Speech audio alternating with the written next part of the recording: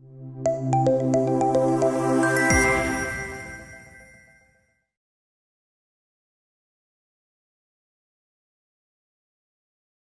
very warm good evening to all of you. And I think ours is the panel 4 in the last discussion. So we would like to make it very lively and a lot of interpersonal experiences. I welcome all the learned people, and this is the most balanced panel because women are also representing this. This is the first panel where women are there and more than men, so I'm very happy. So our topic is how can exposure to new age technologies help in fostering experiential learning pedagogy? I'm Dr. Madhur Gupta, session moderator. So let me give you a little brief background. We all talk about new age learning technologies and how we as an educators can help our students, or what kind of pedagogies can foster students' emotional balance or their academic balance, or how these competencies can make us customize our learning based on the students' differences, because all the students are different in our class. I really feel nowadays understanding a student is a little more easier because we have a lot of technologies. We are using artificial intelligence, machine learning, internet, big data, and lot other ERPs to understand student a little more in depth. How students are looking at the screen, are they really listening to us, how they are responding. We can analyze each and everything. Also, these technologies are helping us by understanding what and how we have to transform. I don't think we can really work anymore without these technologies. Our pedagogies are also depending on new technologies. We all have become techno-savvy, and we have to become, because 2 years of Corona has learned a very, they have made us learn big lessons. We have learned how to deal with all sort of issues without even getting into the physical touch of our students, how to capture their, all sort of not only intelligence but emotions, and how to get them involved when we are not connected physically in a classroom. So with that, let me have my first point.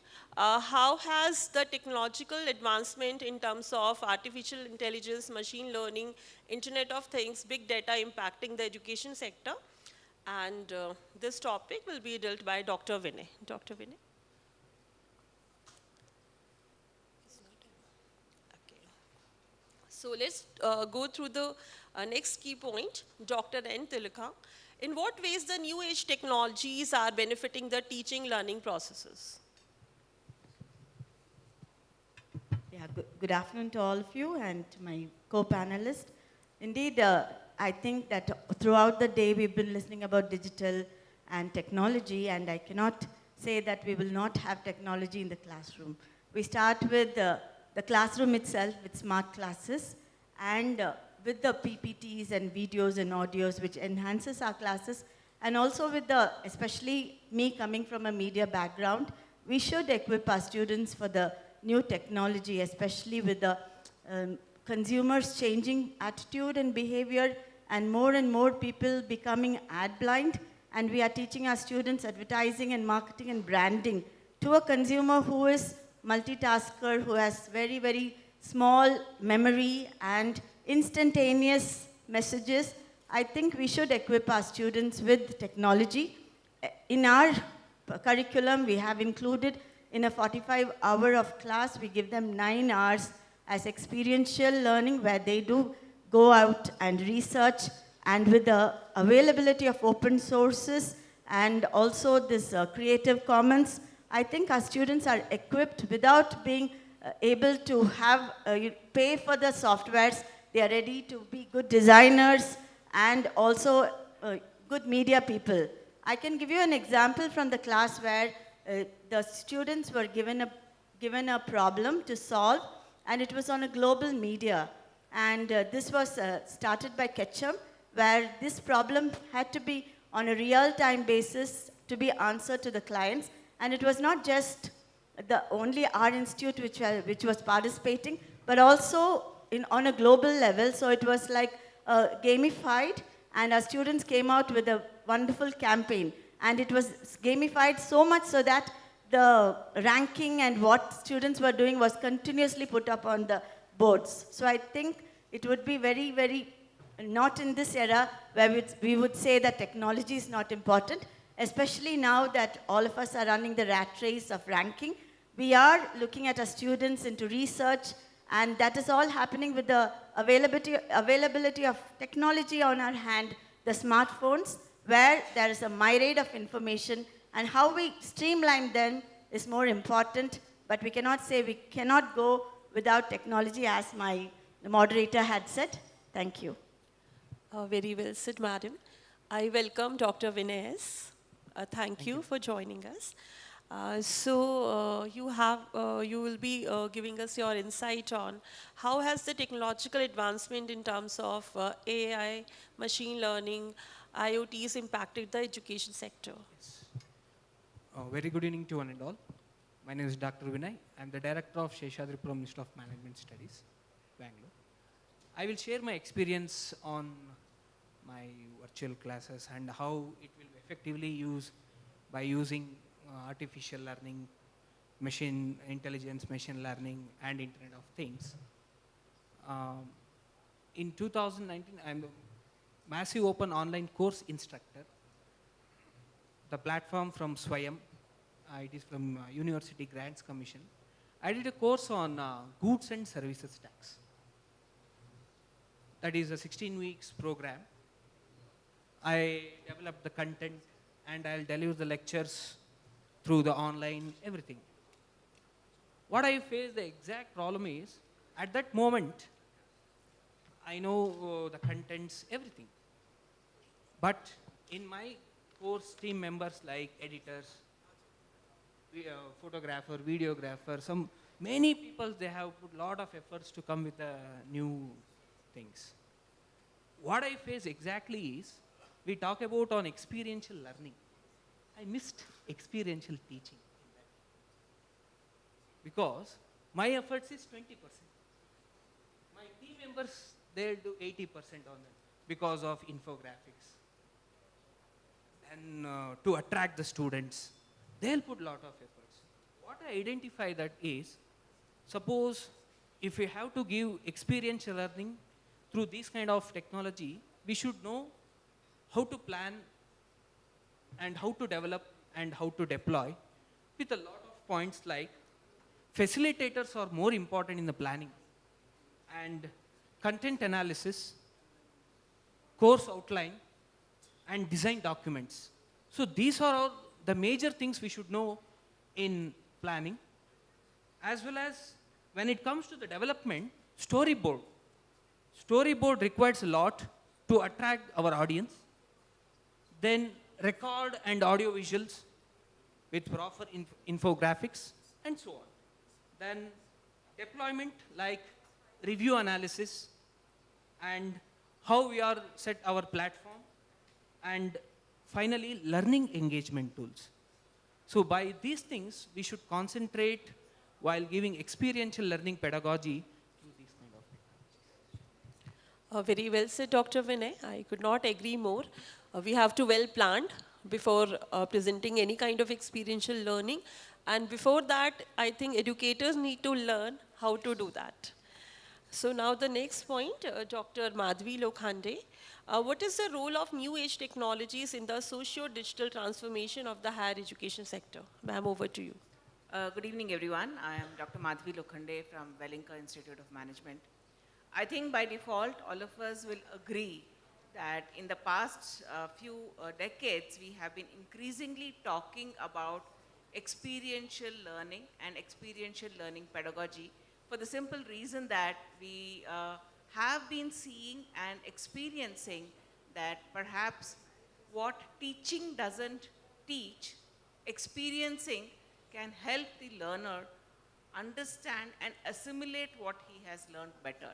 So when we typically talk of the content which is available and which is getting delivered, definitely there is an acquisition of knowledge which today, in today's time, is available at fingertips. You are able to get it from your Google, you are able to get it from your other websites which are just available at your fingertips. So acquisition of knowledge no longer seems to be the game changer for students and for teachers. We would put students onto projects saying if he's able to apply that knowledge, he will know how to use it when he joins the industry.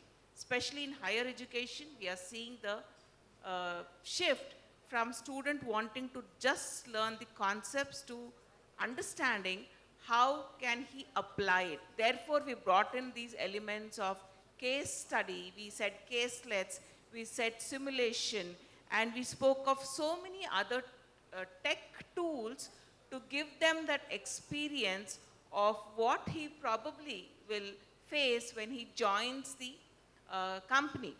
We also got input from industry which says there's a huge gap between what you're teaching and what he actually will do when he joins our work, right? So to that extent, we started looking at these tools which is going to make the entire learning process very, very experiential. I think in the past 2 decades, as much as students have learned, faculty has learned to adapt to this. So when we moved on to using webcasts, we went on to using podcasts, we've understood how to use, now Harvard has case studies which are coming as audio cases. And those students who don't believe in reading 10, 12 pages of case studies are able to today listen to it. And we said there are different kinds of learners. Some are audio learners, some will learn by reading, and some will learn by seeing. As we started addressing these issues to make our learning more competitive and more contemporary, suddenly comes this, pandemic, which is going to make it even more game-changing for the teachers as it made for the students. I think all of us should first of all admit and accept the fact that probably we were not ready for this kind of change or revolution, but we adapted well. So the word she used when she says socio-digital transformation, I think it's no secret that this transformation is not going to happen for all of us overnight. Some of us are still learning. Just like students are adapting, faculty is also adapting. But when it came to experiential and using tech tools, faculty also started using Mural, Miro. They said, let's use those interactive boards where we are able to interact with the students. However, I've been listening to some of the talks where they've been talking about how this entire digital revolution is going to be the game changer, it's going to change things. But the word of caution there in using all this is that let's not start using inferior stuff. Let's not be underprepared, because all this requires a certain level of physical infrastructure as well as the preparation of the teacher. And of course, the fact that we don't want to fall into a silo again of, saying everything now is tech and everything has been digitized and everything is going to be driven by technology, right? Some time ago, there was a presentation which, was based on internet and it couldn't start for a couple of minutes. And yet the speaker was fast enough to, quickly adapt and talk. I think as teachers, that's what we have to be. We have to be very adaptive. And of course, there's no denying the fact that the future of education is going to be a great blend of knowledge, content, and tech. But it requires some amount of preparation from all of us. And ma'am, just like the panel was inclusive, I want to bring in the concept of inclusivity, because not everybody in our learners today have that kind of bandwidth or that kind of facility to be able to learn. So we should also not be in a position where we are leaving out some of the learners. Thank you. Dr. Madhavi, very well you have put it up, and even I would summarize this in a way. Teachers cannot be replaced by any technology. Otherwise, it will be just mere robots we can prepare in the classroom. So there has to be always a human aspect, emotional aspect, which we professors, teachers need to be take care. Very well said, madam. A lot of good examples you have given. And I truly believe in the same. We have to get a good balanced integration.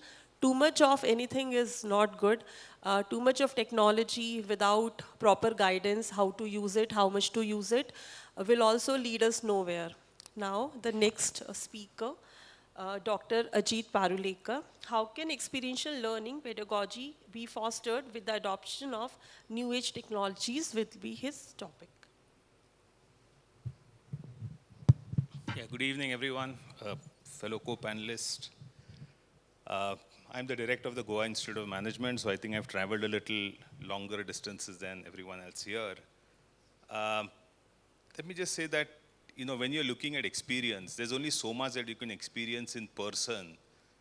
There's only so far that your feet can take you.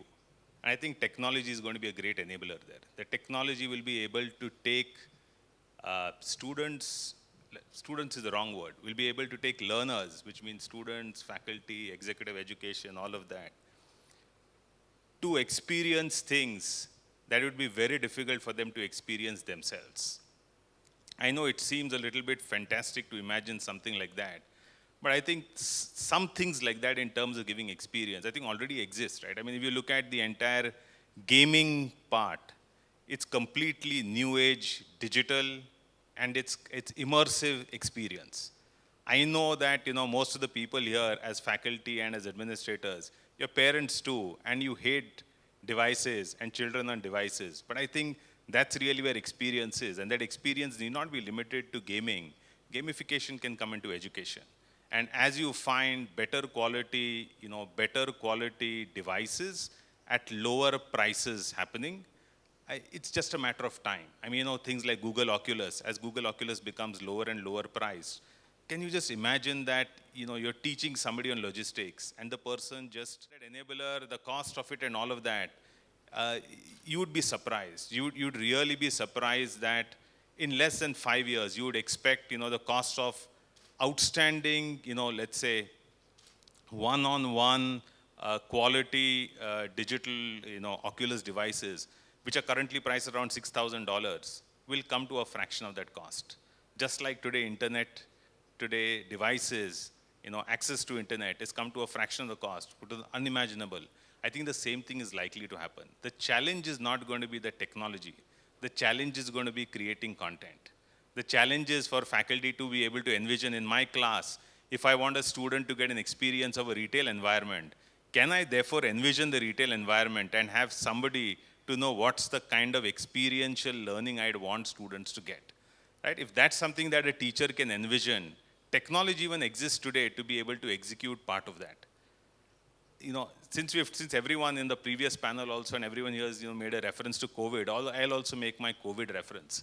And my COVID reference really, the best quote I read in higher education and COVID is COVID made, educationists and teachers understand that we can be agile too, right? And I think, between 2 weeks to 3 weeks, let's say a month, institutions were able to adapt to this sudden tectonic shift, which if you had asked any administrator in the country, whether it was a school administrator or it was a university vice chancellor, no one would have had the confidence that it was possible for their own institutions to have literally 100% adoption rate.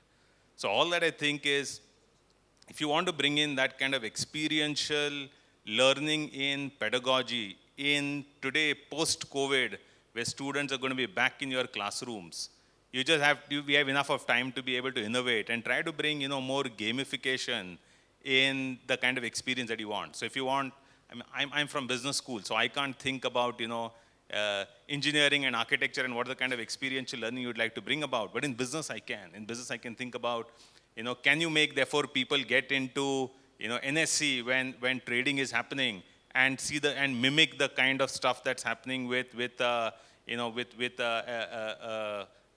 trader working for some, Motilal Oswal or something like that.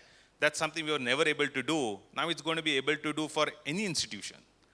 Today, top institutions get that access because they have that brand. We get access because we have a brand.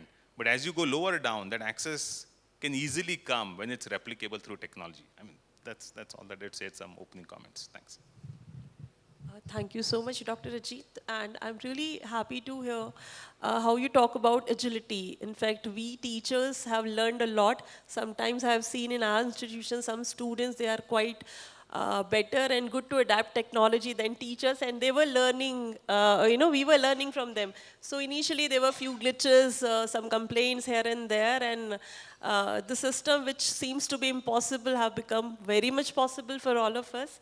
And a country like India where a lot of students are still not that economically developed so that they can have their own computers or laptops or iPads, still they manage. In fact, phone is a big savior for all of us.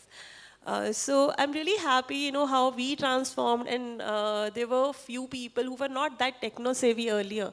Now there was no other choice. You have to learn or you cannot survive. So we have seen how quick, when there is a necessity, we all can change. Even teachers can learn a lot from the students. So there is a good, collaboration happened.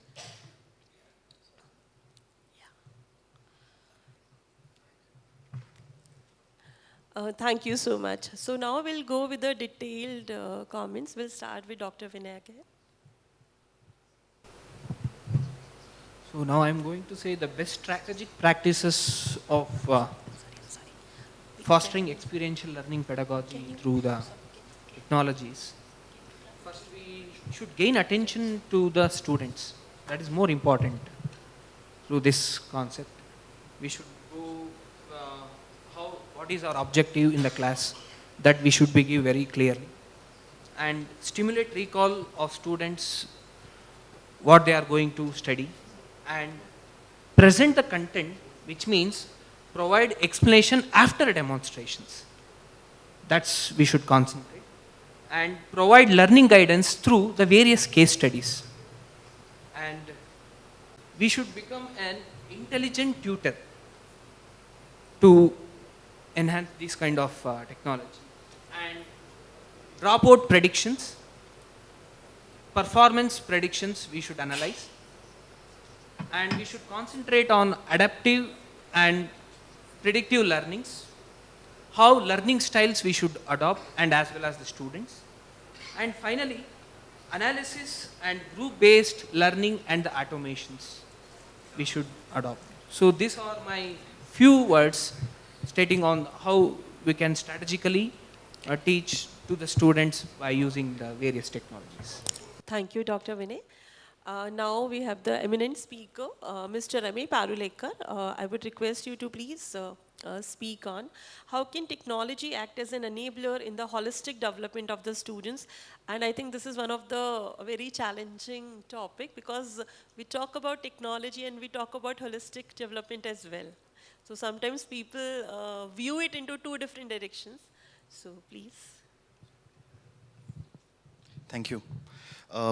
Firstly, thank you everyone for being a part of this wonderful session. Also, thank you to all of the eminent panelists with me.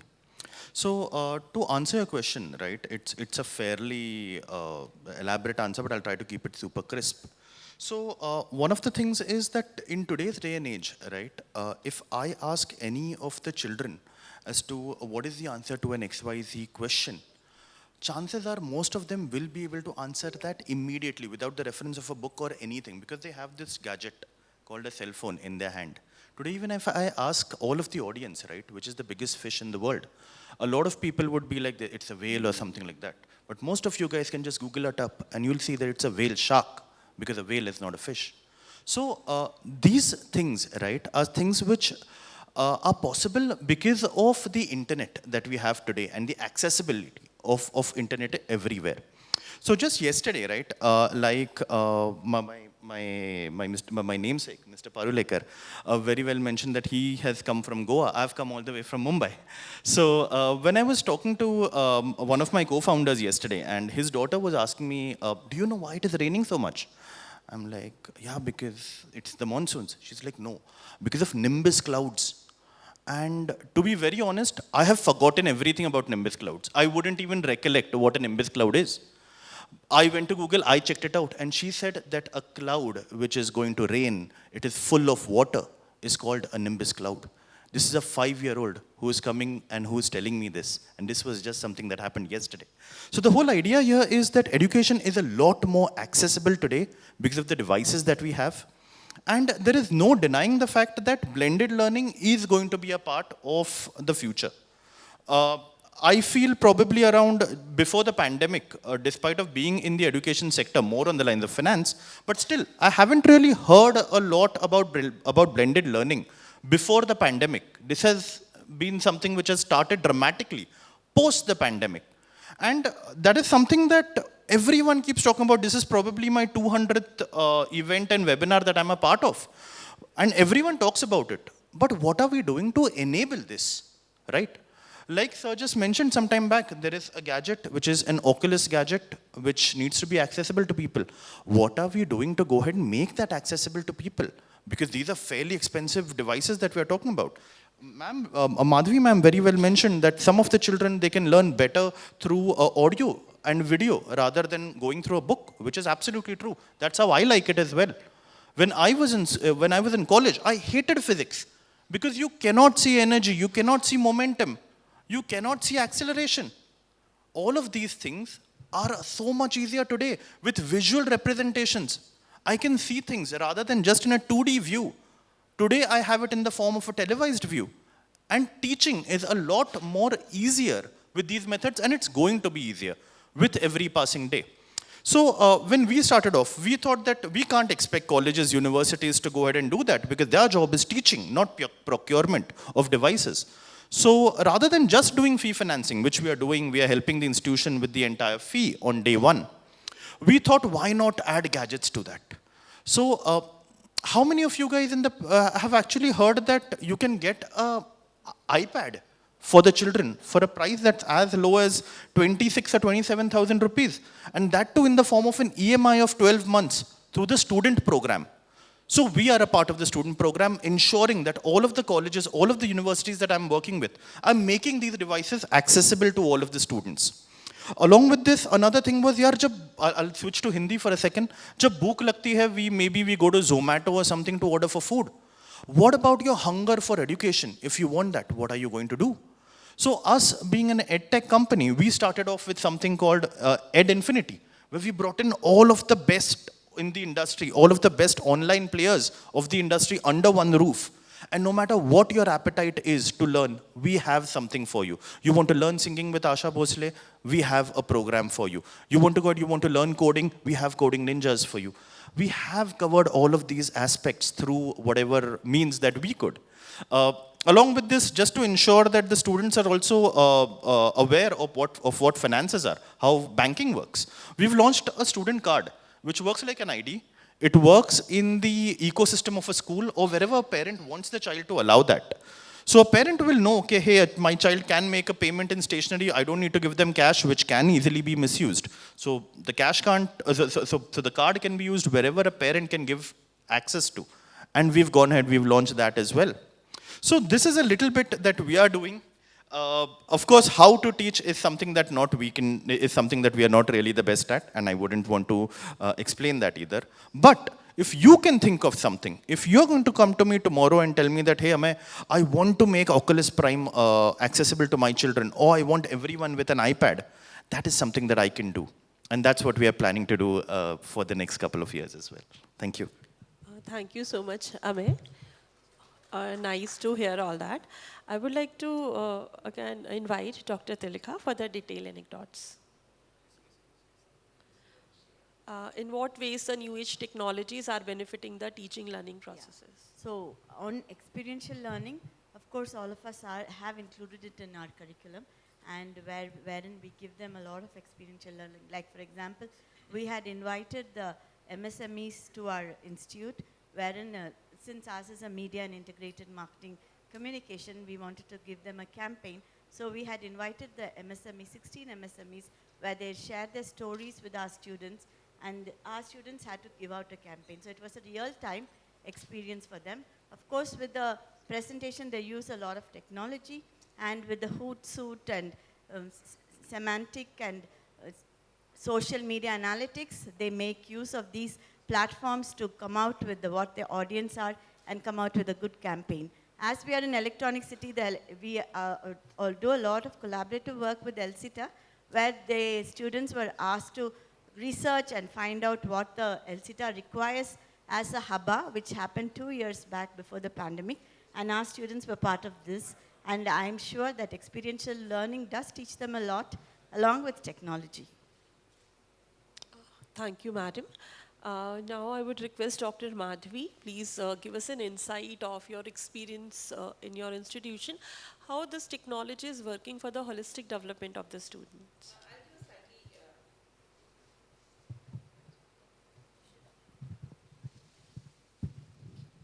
I'll give a slightly different example of where I saw experiential learning methods and pedagogy. So way back in 2015, I had an opportunity to attend a program which is called as an International Teachers Program, where 43 B schools across the globe, the faculty from these B schools were attending it. It was a 2-week-long program in Milan. But what was a precursor for the program was that we had a 6 months of extensive online, instructions passed on to us, and we had to do a lot of reading and everything.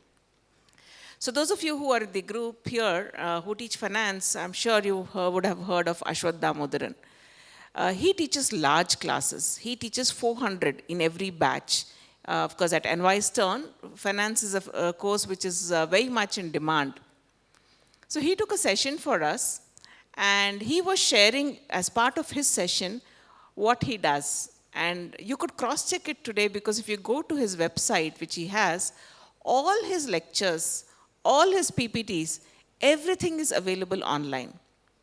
So to the 400 cohort, what he would do is, he would share the PPT in advance. Some of it is recorded, so students can actually hear him talk and explain things. He has put up worked out examples on valuation, that's his forte. So he's put out some caselets which he solved for himself. But every class of his has got full attendance. So those days I was thinking back, saying if this scenario existed in India, and if I would put out all my lectures, all my teaching, aids which I have in terms of my audio recording, and if I put out solved examples, would a student come to my class? This question kept bothering me, saying, what is it? Till it was a 2-week-long program, so he gave the first part of his lecture in part 1 in January, and we were called back to Milan in July, when he gave the second part of his lecture. And when I sat through that lecture, I understood that even if I saw his online material and with all the tech advancement and everything, so those days in 2015, he would not want to take attendance in the class. Those who sat in his class would ask a question which would come on the prompter in front of him, and it would get recorded as attendance. And we were not even prepared for this at that point in time. Despite all this, there was to be full attendance, because then what case he has given, what assignment he was given, he would pull up that company on the screen, and he would show them how the company was performing, how was the trend for the last 6 months, what he predicts as a trend for the next 6 months, and so on. I thought that it was experiential teaching at its best, using technology, even without an ERP, even without the sophisticated tech tools we are talking today, even without the Myros of the world, because he used traditional teaching, and he combined it so beautifully with the technology available in those days. So at the end of the lecture, I said, is there one thing which you would want to share, which I could go and take it back and I say, okay, I've learned this from you today. He said, Madhavi, all of us as teachers receive a lot of emails. I receive, 400 in my class. At the end of the lecture, I receive 400 emails. So at the end of the day, as a teacher, make sure that there's no one email which is not answered if you have taken a tech class. If you're able to do that, go ahead with tech. If you're not, stick to traditional teaching. This is what I experienced, which I thought I'll share with you rather than what we do at Welingkar, because I'm sure what we do at Welingkar, you must be doing equally well in your own B schools. Thank you. Thank you so much, madam. And I really like, being in the tech field. First, let us be responsible. Let us respond well, answer each and everyone through technology, through your phone, through your emails, or in whatever platform you're connected to. Then in real sense, we are responding and we are becoming responsible for the people we are saying, we are making them learn something. Thank you so much. Now, Dr. Ajit Parulekar, over to you. Your wish, but your topic was how can experiential learning pedagogy be fostered with the adoptions of new age technologies? A little more detail, experience. Yeah, so I think, any kind of learning, whether it is using tech or not using tech, you would see, it is an experience. I must say that in between the panels, you've had a lot of great examples of companies who are doing some outstanding work. We also run ourselves an incubation center. And at our incubation centers, the kind of stuff that you see startups doing is simply amazing. And I like, so when Amey just said some time back that those of you who are interested, you can come and tell us that I want an Oculus, and you can, say that. So I'm sure, we can use things like that from startups. I'll just give you a couple of examples, right? One of the examples I can think of is, what is it that faculty don't like as much? And I think evaluation is something that rarely does a faculty feel, I corrected 150 papers, what a fantastic day. Is never something that a faculty looks forward to, right? You have some great technology that's available that uses AI ML, and that just takes all papers, scans papers, and they segregate papers into different groups. You only need to look at each of the groups to see whether they've done a good enough job. And just you've got to look at whether the AI ML did a good enough job, and it already does large part of evaluation for subjective papers, not necessarily objective. Objective obviously becomes a lot easier. And just like that, there is so much more that is available in terms of tech that you can use. We are contemplating using this year for admission interviews. We get something like 17,000 applications, out of which we interview something like 3,000 people across 15 centers. We used to do across 15 centers in the past. Post-COVID, now forever, we're going to do only online. But to do online too, you have to have 2 people on the faculty sitting on this side and doing the interviews. Not all of them are all good at doing it. But today you have AI that's able to take everything, words people speak, to non-verbal language, and alongside give you a dashboard on so many other parameters. Now, if that's an input, I can already see time's up, and I can see she's also prompting. So, so I think startups is a place that institutions should actively look forward to. I do agree with some of the previous comments that came. Be a little cautious about what kind of technology you buy into right now. You'll need to have some bit of expertise, either internally or externally, to be able to evaluate, what kind of technology fits in well. Other you'll be stuck with a bad ERP or a terrible LMS or, things like that. Choosing the right technology is something that's going to be a key competence that institutions will have to develop. I think we are well beyond time, so that's all I'll close with. Thank you. Thank you, Dr. Parulekar. And it's a great panel discussion. I would thank to all the panelists. Thank you so much.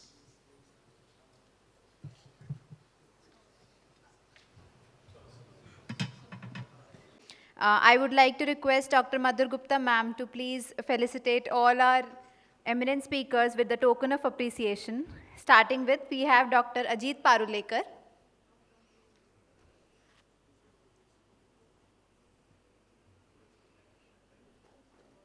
Can we have a huge round of applause for all our eminent speakers, please?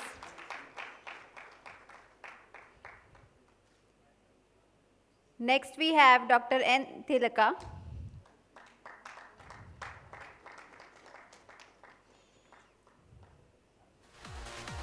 Moving ahead, we have Dr. Vinay S.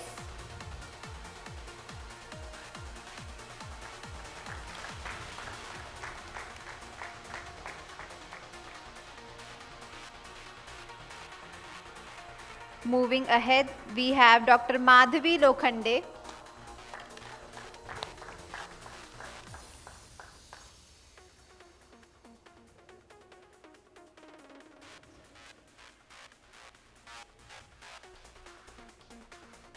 Next, we have Mr. Amey Parulekar.